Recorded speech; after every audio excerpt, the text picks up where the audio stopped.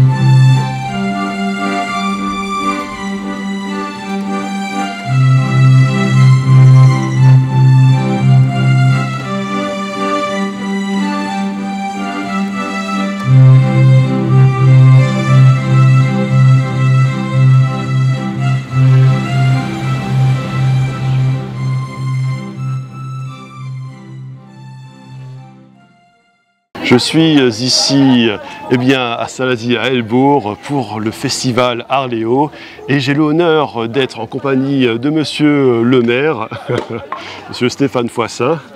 Et monsieur, ce festival Arléo, c'est une vraie réussite, parce que j'ai essayé à côté la ruine créole. C'est une idée originale, mais il fallait y penser. C'est vrai. Donc c'est pour nous effectivement un événement majeur dans la vie culturelle de Salazie, avec là des déambulations dans le village, avec des différents sites qu'il faut visiter, qu'il faut voir. Ouais. C'est de l'expérientiel, mais surtout du sensoriel. Tous les sens sont mis un petit peu en avant, en éveil, que ce soit l'odorat, que l'ouïe, la vue et tout le reste. Et le tactile aussi, parce qu'on peut toucher, on peut... voilà. Donc c'est important. Et c'est vraiment un événement qui était nécessaire dans les Hauts, parce qu'il y a souvent des choses qui se passent dans la périphérie des Bas. Et dans les Hauts, on n'avait pas de festival ou d'événement culturel majeur, et que ça va s'inscrire dans le calendrier forcément de la Réunion, mais ce qui est important, c'est que ce n'est pas que ces 3 jours.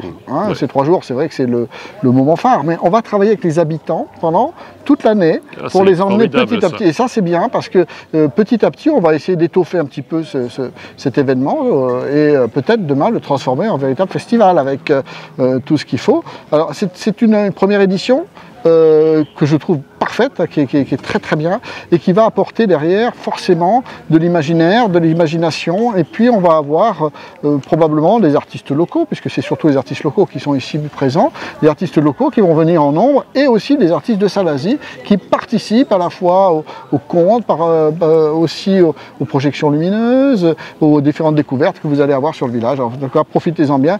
En tout cas, pour le premier jour, pour le lancement, c'est déjà une réussite. Ouais.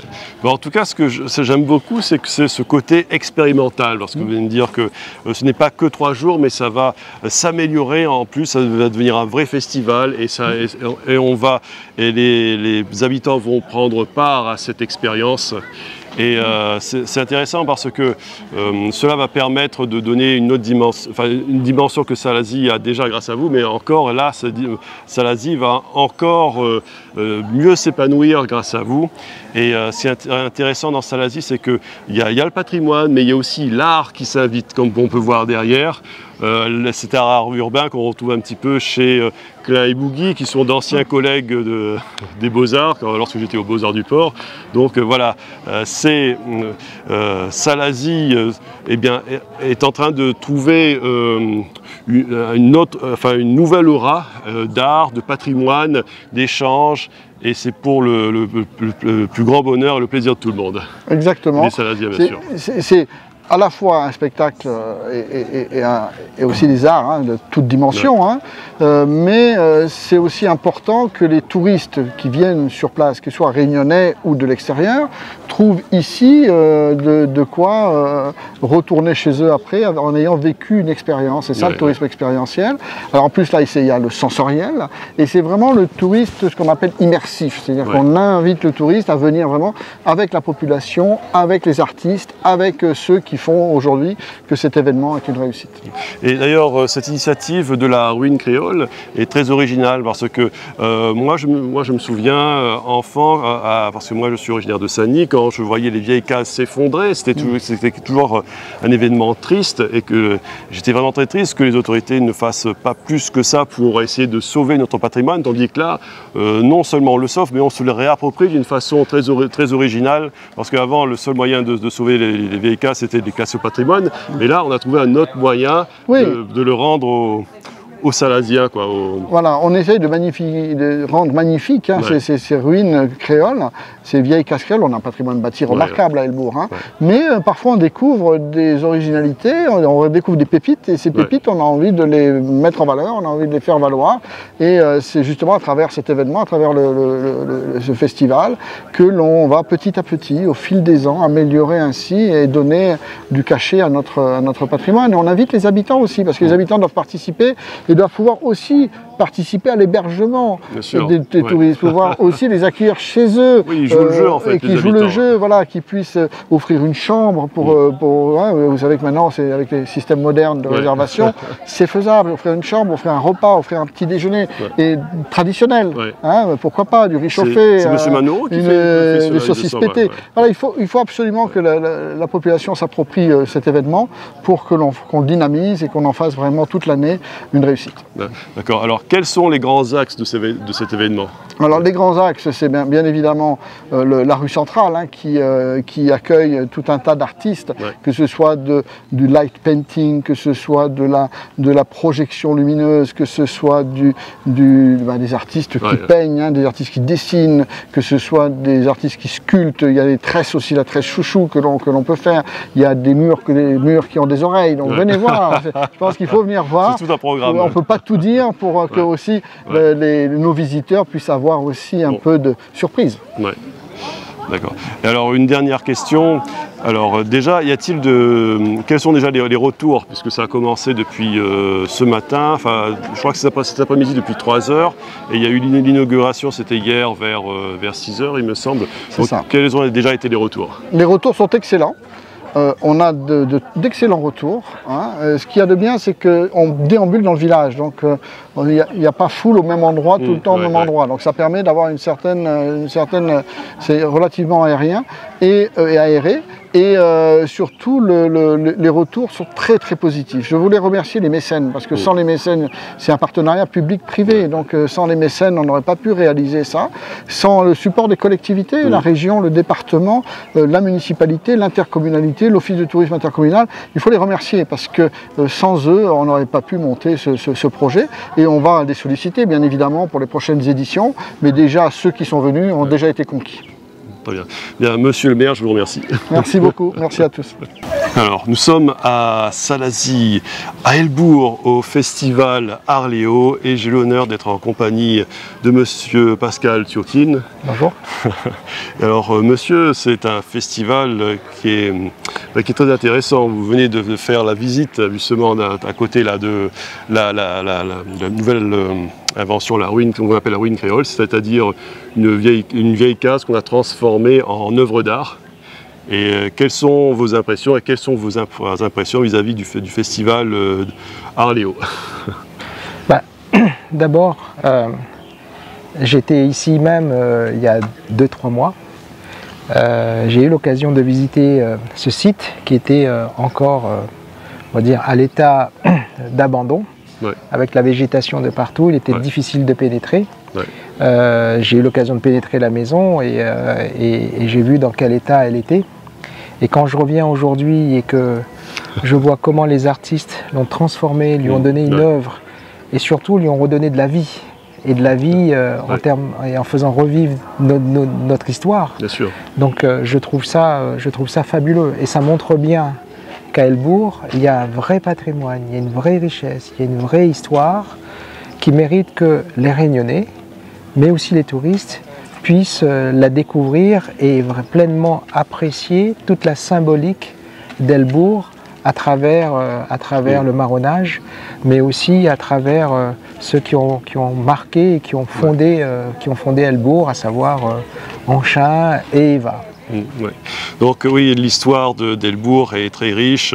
Il y a justement le marronnage, il y a les thermes. Il y a aussi voilà, toute cette histoire des agriculteurs qui ont été ruinés par une avalace, qui se sont réfugiés justement à Helbourg. C'est des agriculteurs de Saint-André. Et voilà, Helbourg, c'est toute une histoire. Et ce qui est intéressant, c'est qu'à l'intérieur de la ruine créole, on voit toutes les influences de la culture créole. Il y a déjà sur la table, il y a l'influence bourgeoise, et puis après, on trouve le vieux papier peint qui fait penser justement aux vieilles maisons, l'habitation, aux vieilles cases. Et voilà, et puis ensuite, on ouvre une porte, et c'est une porte sur le marronnage. Donc, cette œuvre d'art représente un petit peu tout ça. C'est ça qui m'a fasciné. Ouais. Mais c'est surtout cette capacité de la part des artistes, en fin de compte, à sublimer à travers le domaine artistique, à sublimer en fin de compte notre histoire, à sublimer aussi notre présent et à donner un sens au futur. Et c'est bien la liaison entre ces trois dimensions, le passé, le présent et le futur, qui est important et qui va donner en fin de compte et qu'on pense donner une nouvelle dynamique à Helbourg en tant que non seulement plus beau village de France, mais aussi un village d'art et d'histoire. Et donc, ce qui est intéressant, c'est que Helbourg prend une autre dimension, il devient de plus en plus riche, de par la symbolique. Et oui, c'est toute une histoire. D'ailleurs, on parle souvent de vivre ensemble, mais il y a aussi le mieux vivre ensemble. Et ce festival concourt à ce mieux vivre ensemble à travers l'art, à travers la bonne entente. Et quels sont pour vous les axes les plus importants de ce festival d'art Léo? Alors, tout d'abord, il y a un point qui est important. Vous parlez de vivre ensemble. Mais ce vivre ensemble, si on veut le cultiver, si on veut le développer, si on veut lui donner son côté de trait d'union entre toutes les communautés qui vivent à La Réunion, il faut faire ensemble. Et le festival, c'est le plus bel exemple du faire ensemble, où chacun a sa place dans le festival en tant que non seulement habitant avec l'histoire et de génération en génération, mais aussi avec toutes les composantes de la société réunionnaise, dont le fond qui a initié Art Léo, pour justement mettre en valeur et donner à Helbourg une nouvelle dimension à travers la culture, l'art et le tourisme, parce qu'au bout du compte, quand on vient à Helbourg, si on n'a pas réservé une nuit à l'hôtel, si on n'a pas réservé au restaurant, il reste à terre. Et donc du coup, c'est pour ça que Art Léo, c'est une des finalités, c'est bien évidemment faire que les habitants de Salazie puissent s'approprier cet événement culturel qui a été fait pour eux, d'accord, où ils doivent, je dirais, faire revivre notre histoire, leurs histoires, et prendre conscience de la richesse à la fois de son patrimoine, à la fois de son histoire, à la fois de son terroir, pour qu'à un moment donné, ça puisse susciter de l'intérêt à la fois pour les Réunionnais qui vivent ailleurs qu'à Salazie et Helbourg, mais aussi les touristes. Et donc du coup, l'idée c'est d'amener cette nouvelle dynamique pour permettre à Helbourg